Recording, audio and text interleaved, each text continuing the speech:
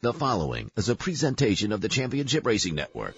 Crossed Flags, a racing podcast. It's your midweek fix for racing news and information. Brought to you by the Championship Racing Network. Now let's head trackside to join your hosts, Steve West and Matt Nicholson. Hey, welcome into the latest edition of Crossed Flags. I'm Steve West alongside Matt Nicholson. We appreciate you joining us here. And coming up a little bit later on, we're going to talk about scheduling because NASCAR continues to get closer and closer to releasing the schedule, and they just keep giving us bits and pieces. We'll also talk about Austin Dillon and the saga of the penalties. But real quick before we get into the main topic, or our first topic of the day, Williams, silly season continues over there to the point where we know that 2025, they were going to have a different driver. They're getting rid of Logan Sargent, the one American-born driver that's currently in, and they were going to replace him with Carlos Sainz next year. Logan Sargent's already out.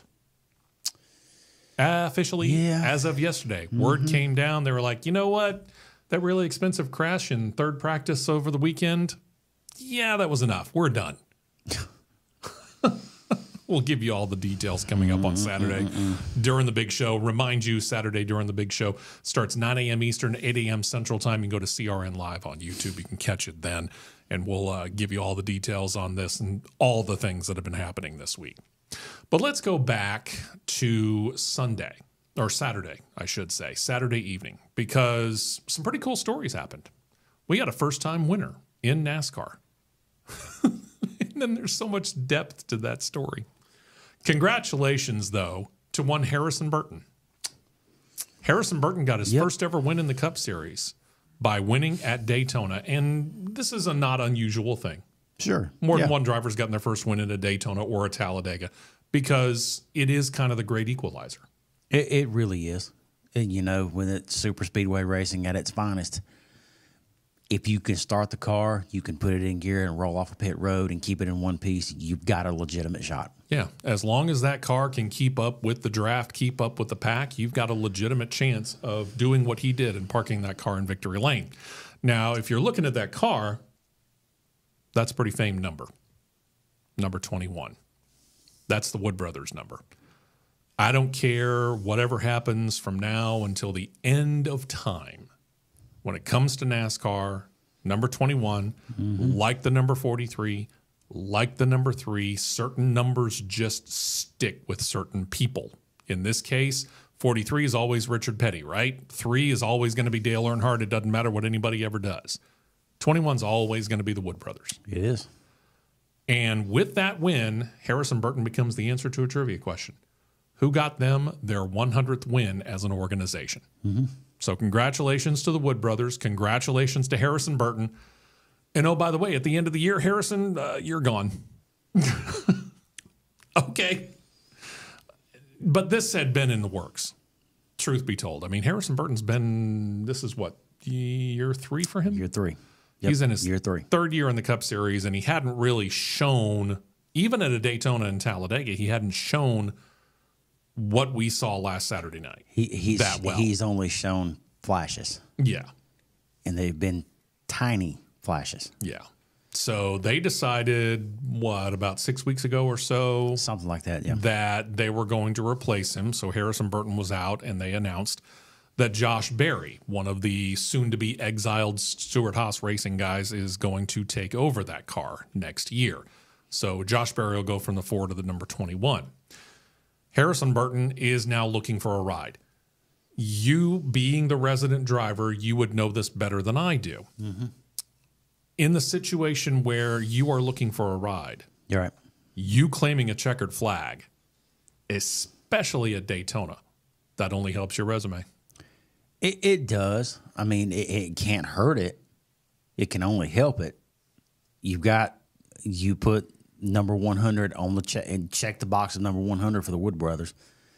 You kept your car clean. You were one of only 7 cars through the entire race that did not have any type of damage, whether it be scratch or you got the whole front clip knocked off. You was one of only 7. You kept your stuff in one piece. You did your job at the end of the race.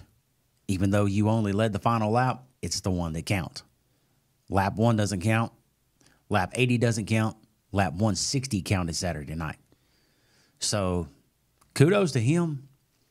But the one major problem that I have that I kept seeing people flash through on social media from Saturday,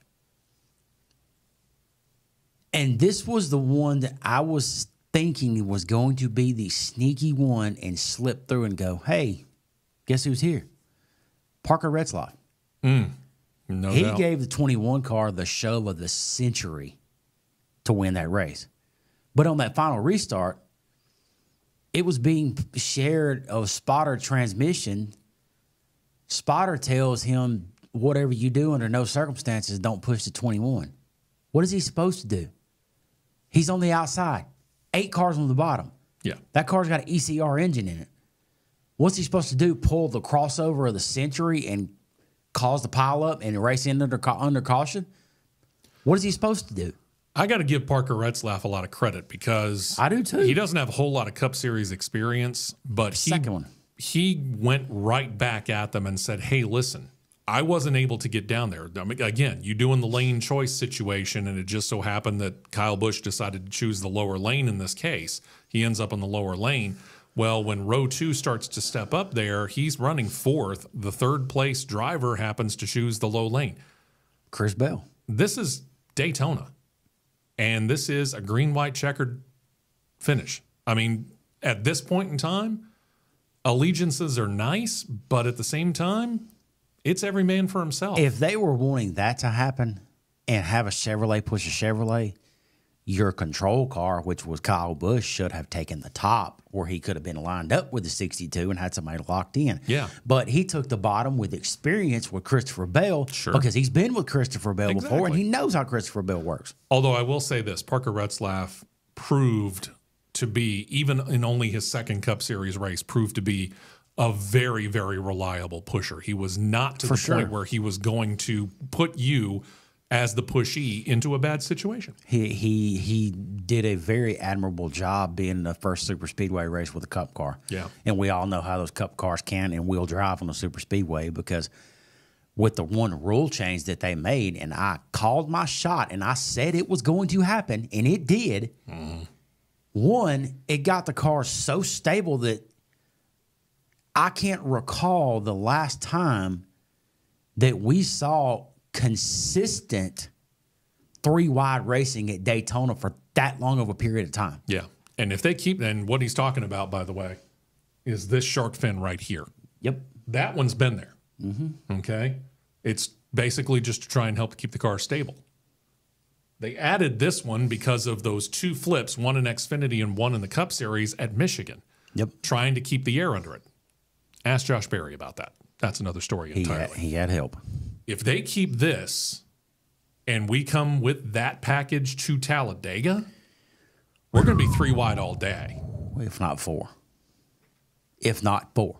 Talladega's wider all the way around than Daytona is. It's wider by, I think, 12 feet. Yeah. 12, 14 feet. A solid lane, a good, comfortable lane. If they keep that package, Talladega is going to get real interesting real fast. But going back to the Parker Retzlaff situation, him clapping back on him and going, hey, I'm going for a chance to win, because otherwise, what's he going to do? He either has to sit there and go to the outside and push the 21 to give himself a legitimate shot to win, or he's going to put himself down on the inside line and be in the 3rd row. And at that point in time, you have no idea what your future is going to be. At the end of the day, the control of the race ends up in the hands of the man sitting in the seat. Yeah. Not the one on the spotter stand, not the one on the pit box. The man or woman sitting in the seat of the car. It's up to them to make the move to win the race. Yeah. We have been pretty consistent about, especially on the big show, not so much here. We haven't talked about team orders that much. But team orders are really most prevalent when it comes to Formula One. And we have pretty consistently railed against them. We don't care for them. No.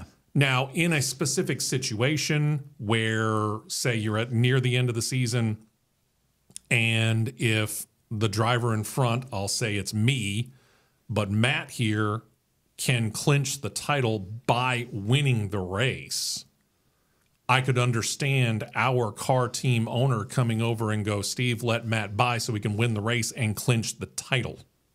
Mm-hmm. I get that. But in race 6, 7, race Daytona, when you have the chance to get one of the most historic wins ever, nope. You go team for it. owners, company orders, in this case, Chevrolet. No, sorry. That goes out the window. And it especially goes out the window at a Daytona or a Talladega because at the end of the race, everybody who's in that front pack legitimately has a shot to win. It was back probably, I think it was 17 or 18, if I can remember. They started with this. The manufacturers started sticking their toes in the ice bucket and going, oh, hey, we need to lock up and work together as manufacturers. Look what it's done to super. In a way, but it's phased itself out. In some ways. Look what it's done to super speedway racing. Now, if let's say I'm in a Mustang, Terry's in a Camry, Steve's in a Chevrolet. All right. Steve's other Chevrolet partners, his car just will not go. It will not go. It will not go. My car won't go with Mustangs. But if I see Kerry get shuffled to the third lane and he's by himself going to the back and I've got a chance to jump up and try to gain position and push him, and my car's working well with the Camry, or the Camaro's working better with the Camry, or the Camry works better with the Mustang, however you want to see it, you find the man where your car works the best. Absolutely. To get yourself to the front, because at the end of the day, it's about winning the race, not a manufacturer allegiance. Yeah. And we see the strategy all the time, and we have the Chevrolets come down with the Chevrolets during green flag pit stops. Fords then come with the Fords and Toyotas with the Toyotas. Yeah. And every once in a while, there's an outlier. I get that. I understand that. You want to kind of try and keep everybody together. But as you said, if your car's not working well with your other makes, and that happens from time to time, you're going to start searching around and find who it is that you work best with. And if they happen to have another mark, so be it. The idea at the end anyway is once you're coming off of turn 4 or going through the tri-oval at Talladega, since the start-finish line's a little bit further past instead of right in the middle of the tri-oval, you're trying to make that final move coming off of turn 4 at Daytona or coming through the tri-oval at Talladega to make a slingshot and make it side by side, and then it's just a drag race to the finish line and see who gets there first and give yourself a chance to win. That's what Chevrolet should be most happy about, is that they have a young driver who's smart enough to understand I'm in it for myself at this point in time. I got to go for it. If I got the chance to win, this is it. Take it while you can get it. That's it. So congratulations again to the Wood brothers. Congratulations to Harrison Burton. Not necessarily certain he's going to find a Cup Series ride. Those are kind of drying up pretty quick. And from the links that we're hearing, his name has really never been mentioned. Xfinity Series? Different story. I think this opened up some eyeballs, even though I think probably eyeballs were already open because they were. He's a good kid. They were. All right. Second up, let's talk about Austin Dillon. We talked about this on the podcast. We talked about it on the big show. That situation right there. You remember that at the end of Richmond? Dive bombs into turn number 3 on the last lap at Richmond and takes out Joey Logano, and not shown, takes out Denny Hamlin. NASCAR has long said, and I can't even remember how many years old this is, but NASCAR has long said and had a long-standing policy of the person that you see hoisting the trophy in victory lane is the winner, period. They're going to do their level best to make sure that that driver carries on and holds that win. In this case, Austin Dillon, who did cross the finish line first, does indeed get credit for the win. He's got 5 career wins. Mm-hmm. That doesn't change. What did change, what NASCAR penalized in this case for, was overly aggressive driving I don't know the specific rule that they cited, but either way, it's overly specific, overly aggressive driving. And while he still gets credit for the win, that win does not count towards playoff eligibility. And if he should win this weekend at Darlington, then this win at Richmond would not count in the playoffs. Gone. He's not going to win Darlington. He's not, but still, we'll throw it out there just because there's that 0.001% chance that he might hoist the checkered flag at Darlington. The win at Richmond, while it counts to his career stats, does not count in any other way, shape, or form towards the playoffs this year. That's it. Okay? So they appealed it. The three-person panel overturned it. They appealed it again, and you have 2 appeals in NASCAR. And because this has playoff implications, they sped up the hearing process. The final appeal is to one person. It's one-on-one. Richard Childress Racing and Austin Dillon versus the appeals panel. The one guy who, by the way, said, yeah, I agree with NASCAR. It was overly aggressive driving. We can't have that. And by the way, it sets a bad example for those in the Xfinity Series, those in the Craftsman Truck Series, those in ARCA, those in the Whelen Modified Tour, and those in every weekly local racing track all around the United States of America and the world.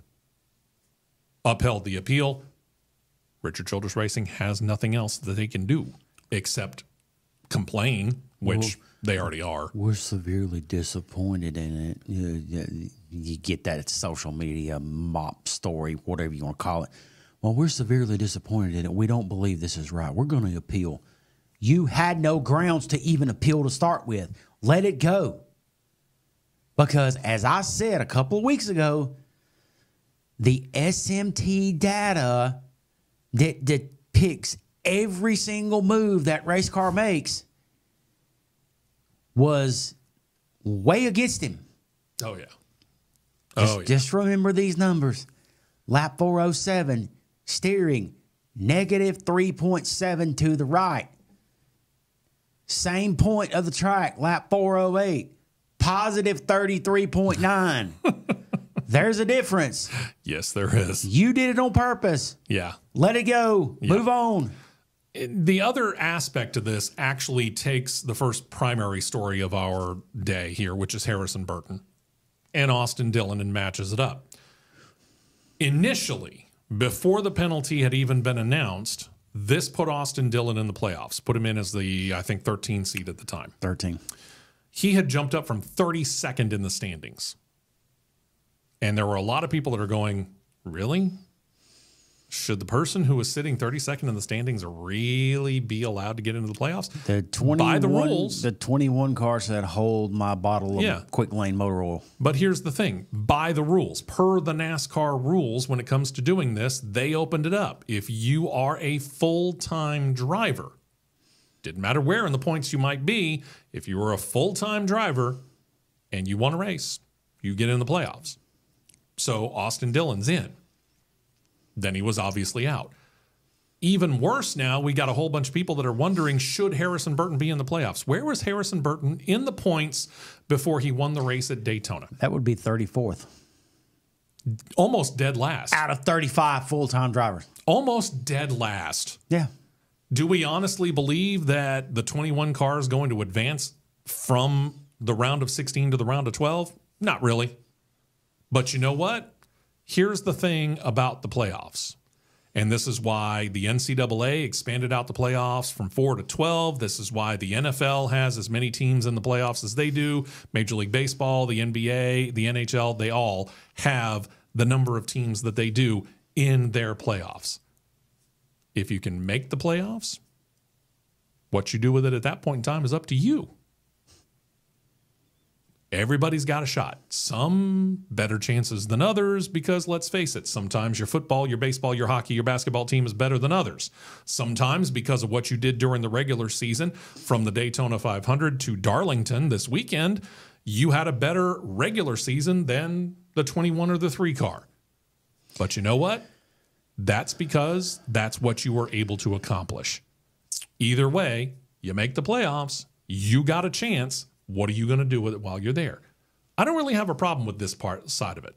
There have been several rulings that I can say, yes, I've had a problem with when it comes to NASCAR, and you can as well. I know, Matt. But in this case, I don't really have a problem with this. You're a full-time racer. You run all the races. You buy all the rules, are eligible if you win a race to get into the playoffs. Why stop it at 30? Let's go to everybody that's down the road. In this case, 35 total. Shouldn't they all be eligible for the playoffs? I don't have a problem with the 21 car being in playoffs. Here we go. I don't have a problem with the car and the team. It's the Wood Brothers. They are a staple within the sport since day one. That's 1949, 1950. Day one. Okay. The problem I have with this is the driver that is just struggled. He's been so far in left field, he's past the left field foul pole. I don't disagree with that. It needs to go back to a rewarding of consistency. As in, it doesn't need to be top 30. I think it needs to be top 28. Top 28. All right. 28 seems a random number. I'm going to ask you why you chose 28 as opposed to, say, 25. And that's just asking. I was just throwing a number out there. Okay. Top 20. Let's say top 28. Okay. Top 20. Let's go top 25. Okay. All right. Top 25 rule. You need to be within the top 25, which that is rewarding a level of consistency. That is true. On a weekly basis. Yeah, that is true. Because let me ask you this question. That's this question right here, and then we're going to have a scenario here. I'm 31st in points. I have just struggled my ever-loving tail off all year long. I've completed laps. It's either been wrecks have happened out of my control, mechanical failures happen out of my control, or just the car just will not hook up in a 40-acre field. It just won't do nothing. We got Kerry over here. Kerry is 15th in points. He's consistently within the top 15 every week. We got Steve constantly within the top 15 every week. They're fighting for the last two spots. They're 15th and 16th in the playoff standings. They've been close to winning races. They haven't won a race yet. They've just been within a fraction. Okay. And this is me speaking from the sense of I've got the helmet on. I'm thinking out of fairness to my competitors. I'm not one of those, when I strap the helmet on, I'm just going to be the dirtiest son of a you-know-what on the face of the earth. I'm going to run you clean. I'm going to try to beat you clean. But if you so much as touch me or been a fender, just think of what Rowdy Burns said in Days of Thunder. Race me the way that you want to be raced. Race me the way you want to be raced. I'll race you clean all day long. Back up to my point here. If I sneak through and come out of left field after a 2-week break, Sound familiar? I go up and I just absolutely walk off and win the race. After I'm sitting 31st, 32nd in points, I come back after a break, I win a race. Does that give me the right to automatically step in and take one of their spots when they've been way more consistent than I have? Because the odds of me being a playoff field filler and being bounced after round one are through the roof. Sure. Yeah, I would agree with that. Same way with the 21 car. It's through the roof. Yeah. So I mean, you and I said this. You and I said it after the 3-car won, and we're saying it now after the 21-car won. Do we honestly believe that either Austin Dillon or Harrison Burton would have made it out of round one? No. I wouldn't have chosen that, and we'll make our playoff picks on the big show coming up here in a couple of weeks. I would not have selected Austin Dillon, and I will not, in all likelihood, choose Harrison Burton to get out of round one. I'm going to throw another name out there. Somebody that is very, very good at Darlington that has been in a mid to back marker car this year because they cannot hit their you-know-what this year. Eric Jones. Yeah. Eric Jones has 2 wins at Darlington. He is a threat there. There's no doubt He's about a very serious threat there. All right. 43 car comes up and wins Southern 500. Guess what that puts in? You've got in a 3-week stretch there, 3, 21, 43 wins a race. What's the most 3 popular numbers in the sport of the history? 3, 21, 43.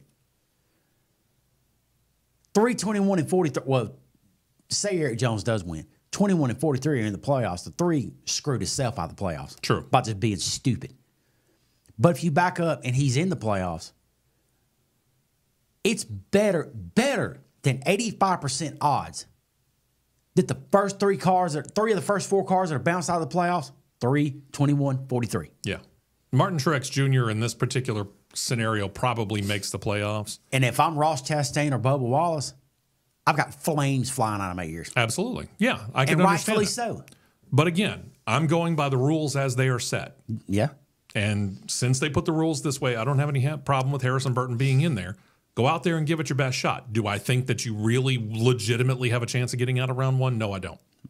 I don't. Not a snowball's chance, and you know what? Try it, and let's see. Should this rule be revisited? Absolutely, it should be. I don't have a problem with that. I mean, it was set to you had to be in the top 30.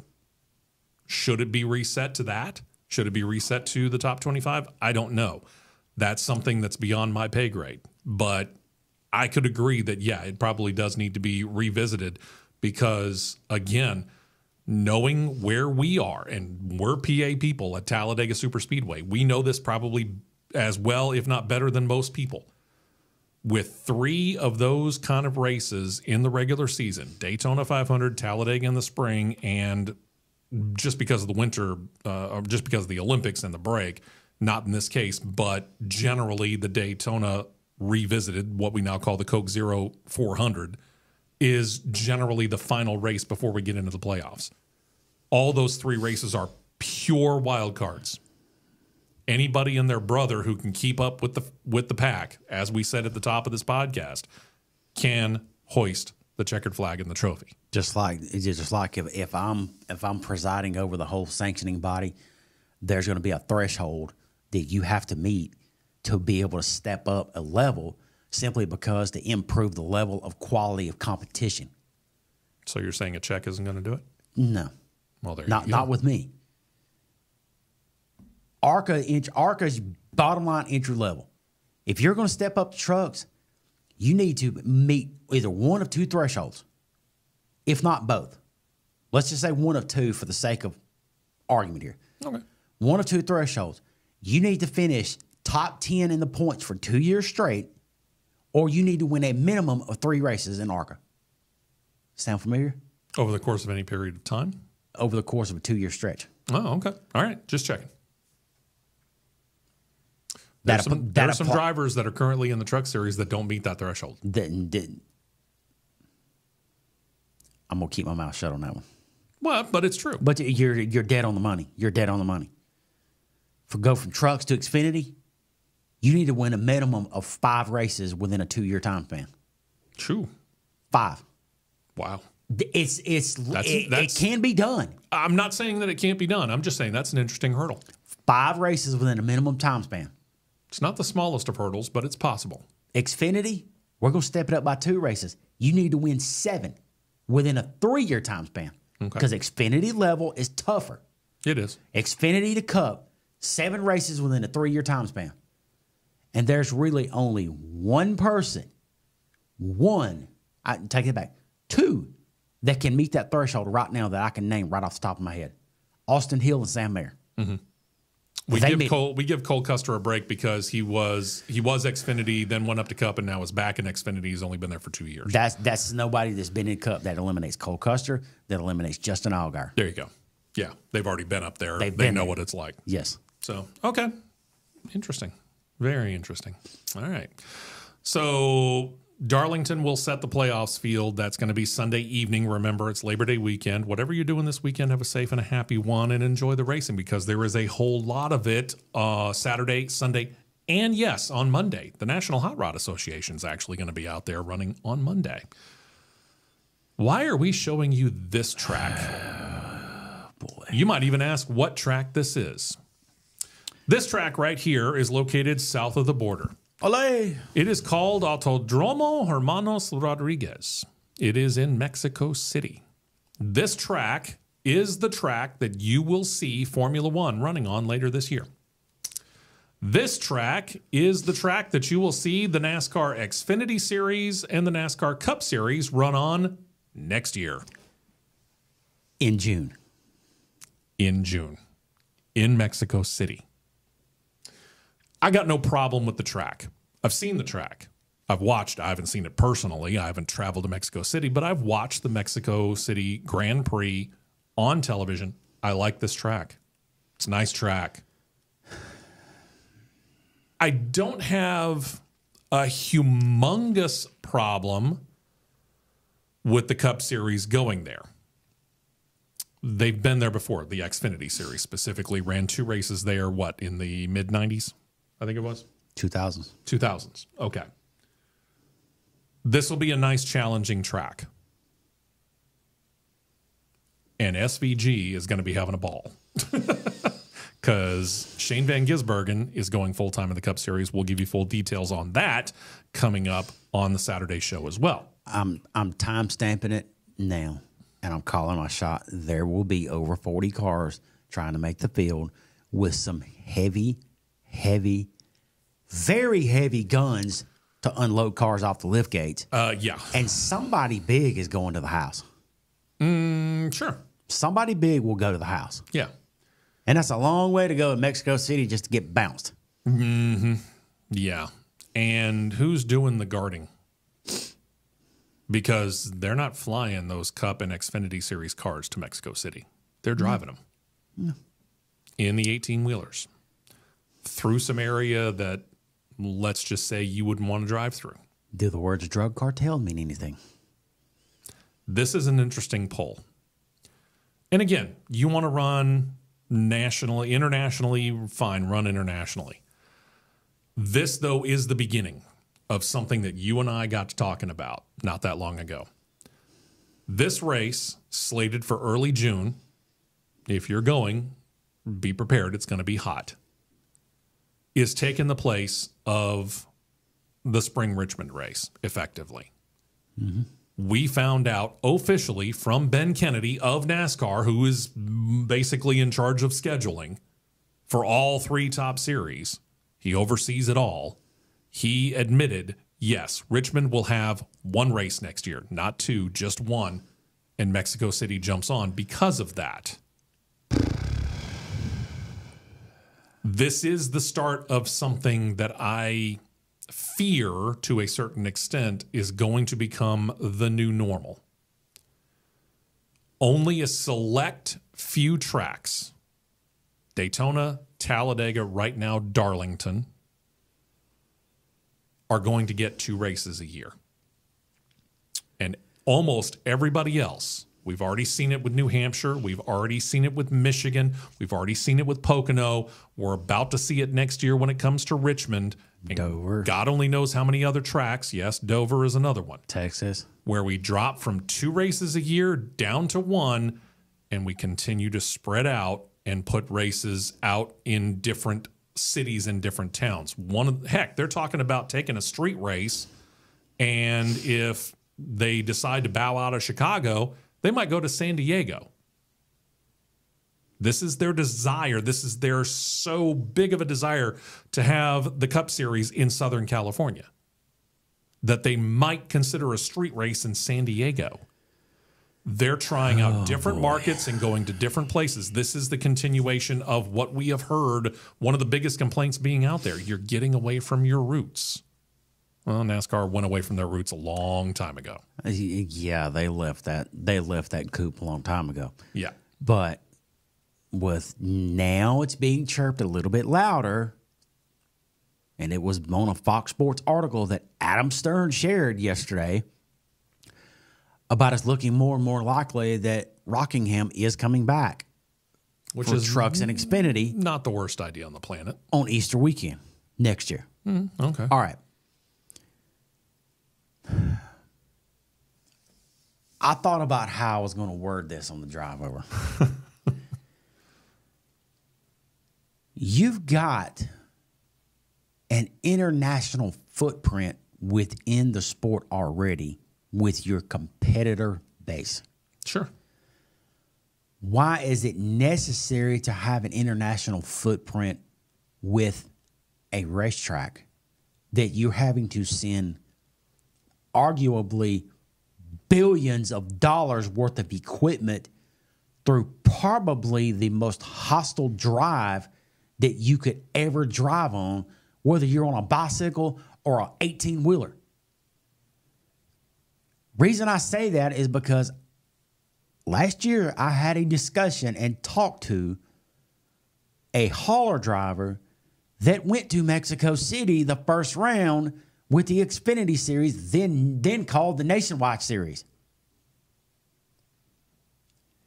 His exact words were, and I'm cleaning this up, that is the biggest load of garbage I have ever had to deal with in my life, because they went in flights of three flights. There were 42 competitors. They went in flights of 14. They were escorted from the border at Brownsville, Texas, and Corpus Christi all the way to Mexico City. Not a short trip. That's not a short trip. By Mexican federal police. Because why? You're going right through the heart of cartel country in northern Mexico, between Monterrey and Mexico City. Yeah. Why are we doing that when, guess what? Montreal's just right across the pond up north, and right across the lake. We wouldn't need anywhere near that kind of security to get to Montreal. This is unreal. We've got facilities that are within these United States that are more than deserving and more than sufficient enough to hold a cup race and an Xfinity race on the same weekend without having to send everybody and their mother and their third cousin just to escort haulers across the border, because we've got this. I'm not even going to word it that way. I'm not even going to word it that way. We've got this pressing thing we've got to do. Yeah. We don't have to do it. Road America, you left a perfectly good facility at Road America and had hundreds of thousands of people show up over a 3-day weekend of people that want you to be there. Mm-hmm. And here's the thing. Again, this is going to be a triple header. NASCAR Mexico Series is going to be part of this weekend as well. They are. That's fine. You want the NASCAR Mexico Series to be a part of it? Guess what? We race at COTA in Austin, Texas. Have them up there. I mean, you brought the V8 supercars from Australia all the way to Austin. Sure. Surely you can take the Mexico Series and hop right across the border and run a couple 100 miles up to Austin. It's going to cost less than security. It's going to cost less than security. Only one series versus two. And why are we... I've got a phrase that I'm having to catch myself. Why are we in this fantasy land that we have got to be in Southern California? And you don't. Here's the side of it, though. San Diego? Yeah. But here's the thing for me. NASCAR, you want to be in Southern California, finish the construction of the track you own in Southern California. You own what we used to call Auto Club Speedway, Fontana, California. Remember it? You've torn up half the track with the intent on turning it into a short track. Finish the construction. Oh, boy. These are things that make us go, duh. You have a footprint in the Southwest already. Arizona, Phoenix, Vegas, and Vegas. In Phoenix. And truth be told, you have a foothold in California with Sonoma. People in Vegas and people that want to go to a race, if they want to go to Vegas and Phoenix, they will just go from that Los Angeles metro area and go, psh. Yeah. They'll do it all the time. They will go. I promise you they'll go. Sure. They do it all the time. I mean, Weekend jaunt to Vegas from Los Angeles is what, a 3-hour, 4-hour drive? Tops? At least.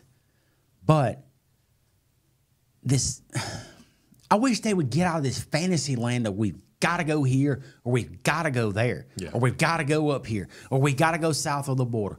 Next thing you know, we'll be loading up cargo jets and going to Tokyo before too long. Back to Suzuka. We did it 3 years in a row. Next thing you know, they'll be reviving the old Calder Park Thunderdome in Australia. We'll be going back there. Who knows? We'll be going to Surfer's Paradise. Yeah. Is NASCAR truly trying to become a world traveling series? I'm not so certain that's going to work. But it's not going to work because guess what? You will run teams out of this series in a hurry. Yes. We're trying to cut costs, but guess what? You're increasing your costs. Yeah. This becomes really expensive really fast. So we'll be keeping an eye on this because the charter agreement still has to be dealt with. And that charter agreement is also dealing with the split in money. That will have a lot to say about how long this track is on the schedule.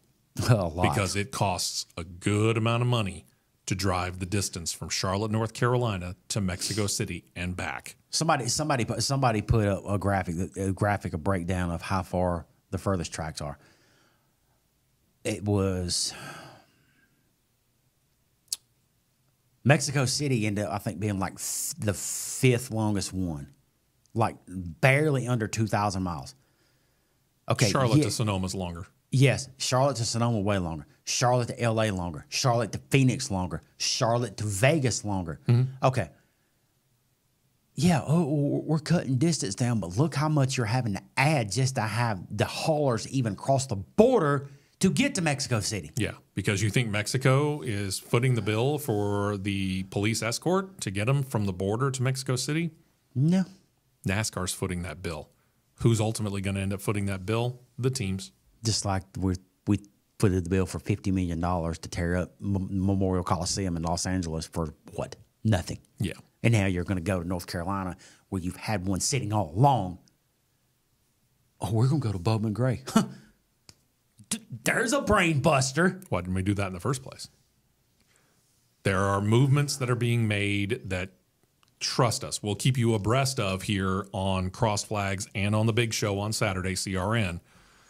But you're going to be shaking your head and you're going to be questioning it. And guess what? We're going to be right there with you. Speaking of being with you, we will be with you again, 9 a.m. Eastern, 8 a.m. Central Time on Saturday morning. Don't forget to join us there, CRN Live, and join us again next week as we bring you another edition of Crossed Flags right here. Don't forget to download it. It's right down there. We appreciate you doing it, and like and subscribe to the pages as well because, hey, that's going to help us a lot too. We appreciate you. We'll talk to you Saturday and next Wednesday.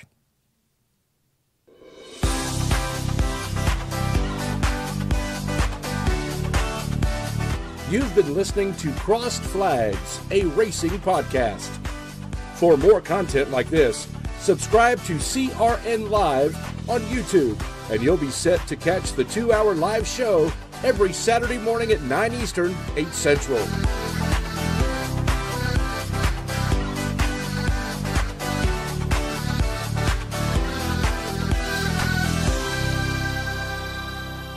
This has been a presentation of the Championship Racing Network.